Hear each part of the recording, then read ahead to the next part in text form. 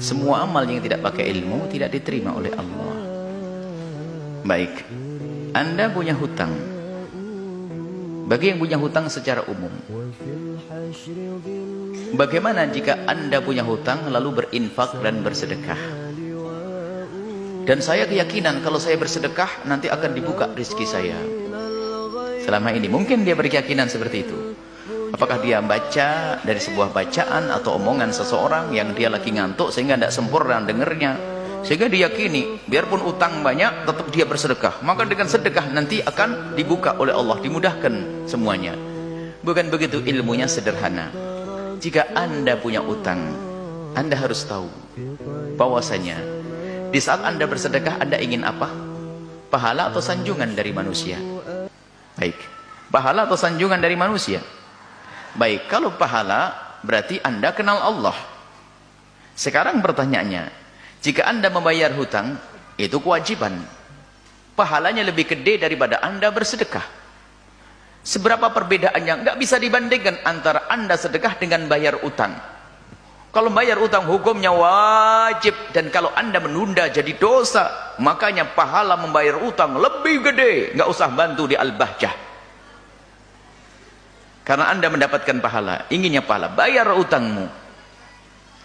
Kalau Anda kemudian setelah itu, kalau saya sedekah bagaimana? Nah, sekarang hukum sedekah, infak lagi punya hutang dibedakan. Yang pertama, jika utangmu itu utang yang sudah jatuh tempo, harus kau bayar saat itu, maka di saat itu juga Anda tidak boleh bersedekah.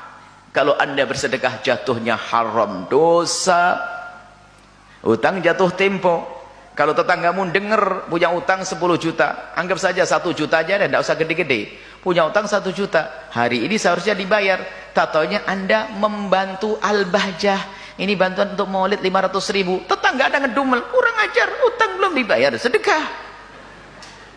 Nggak perlu, makanya semuanya pakai ilmu. Jangan sedekah, sedekah. Utangnya numpuk, berarti dia bukan karena Allah, karena pengen disanjung manusia. Kalau dia sudah banyak sedekah, atau ilmunya yang salah.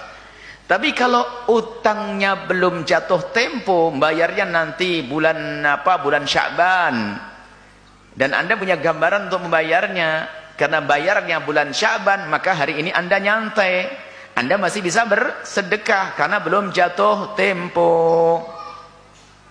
Kalau belum jatuh tempo, boleh Anda bersedekah.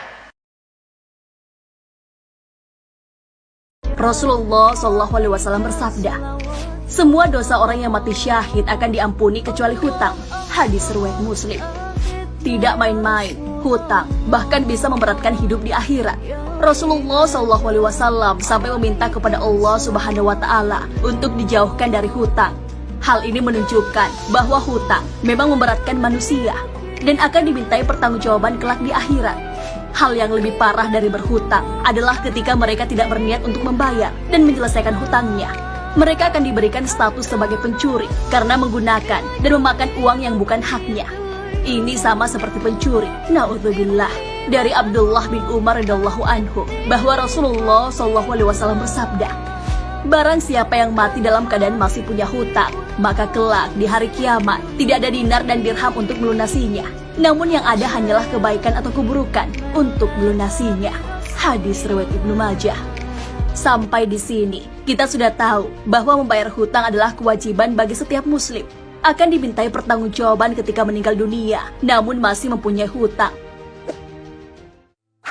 Mungkin ada di antara kita yang gemar bersedekah secara materi, namun di sisi lain masih punya hutang. Maka yang menjadi pertanyaan adalah mengenai status sedekah seseorang saat masih punya hutang.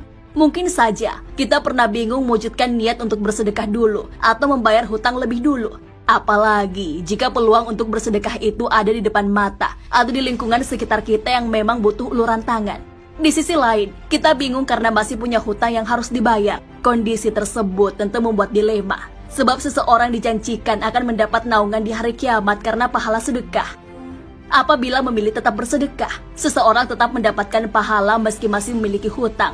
Hal itu didapatkan bagi mereka yang melakukan sedekah dengan ikhlas, hanya karena Allah Subhanahu wa Ta'ala. Apabila ikhlas melakukan sedekah dengan harapan mendapat ridho Allah Subhanahu wa Ta'ala, maka sudah terpenuhi syarat menunaikan sedekah, terlepas dari masih punya hutang.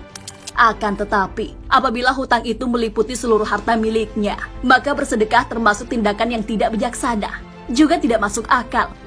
Sebab sedekah hanyalah amalan sunnah, bukan wajib. Sementara